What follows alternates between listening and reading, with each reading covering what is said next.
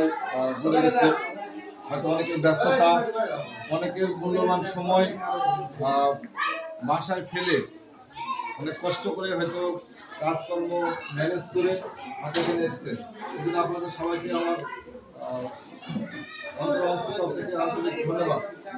সবাইকে আমার সালাম এবং শুভেচ্ছা এবং অন্য ধর্মাবলম্বীদের প্রতি আমার আদাব।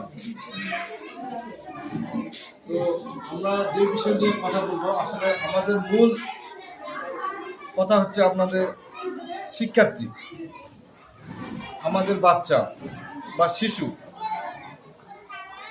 এখন শিশু বললে হয়তো আপনাদের কাছে হয়তো মনে হবে যে একদম বাচ্চা, কিন্তু বাংলাদেশ সরকারের আইনে বলা আছে যে 18 বছর, হয়তো একটু আইনে কিছু কম বেশি হতে পারে, 18 বছর পর্যন্ত মানে সবাইকে শিশু হিসেবে ধরা হয়।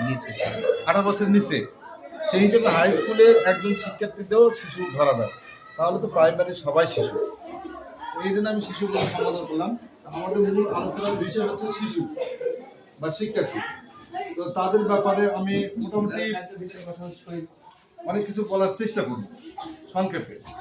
তারপর আমাদের শ্রদ্ধেয় আরও একজন শিক্ষক মহোদয় আছেন, আমার সহকর্মীবৃন্দ সবাই বলার চেষ্টা করবে। তো আমি যেসব বিষয় আপনাদের কাছে একটু গুরুত্ব দেওয়ার চেষ্টা করব, সেটা হচ্ছে পরিষ্কার পরিচ্ছন্নতা। তো আমাদের বাচ্চা কাচ্চা স্কুলে আসে, আমরা আমাদের সাধ্য মতো তাদেরকে চেষ্টা করি যথেষ্ট পরিমাণ নির্দেশনা দিয়ে তাদেরকে হয়তো হালকা শাসনের মাধ্যমে পরিষ্কার পরিচ্ছন্নতা আওতায় নিয়ে আসা। তারপরেও যদি আপনারা বাড়িতেও তাদেরকে যদি একটু সচেতন হওয়ার শিক্ষাটা দিতে পারেন, তাহলে আমাদের জন্য ভালো হয়।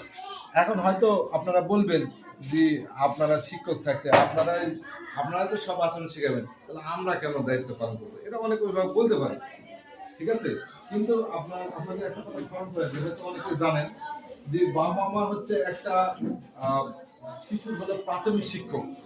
আপনারাই কিন্তু প্রথম শিক্ষক, আমরা হচ্ছে দ্বিতীয়, ঠিক আছে। আমরা হচ্ছে দ্বিতীয়, আপনারা হচ্ছে প্রথম। আপনাদের কাছে পারিবারিক শিক্ষাটা প্রথম পাবে, আমাদের কাছে দ্বিতীয়। এটা হয়তো অনেকেই জানেন, তবু আমি স্মরণ করে দিলাম। এই জন্য বাড়িতে যদি তাকে প্রাথমিকভাবে এই শিক্ষাটা দিতে পারেন বা তাদেরকে বারবার একটু স্মরণ করে দিতে পারেন, আমাদের জন্য কাজটা একটু সহজ হয়। কারণ এমন অবস্থা দাঁড়ায় অনেক সময় যে কোনো ব্যাপারে শাসন করতে করতে একটা বাচ্চাকে থামাতে যায় আরেকটা বাচ্চা, আবার তো সরকার থেকে নিষেধ আছে, শাসন করা যাবে না, মারা যাবে না। যদি না মারি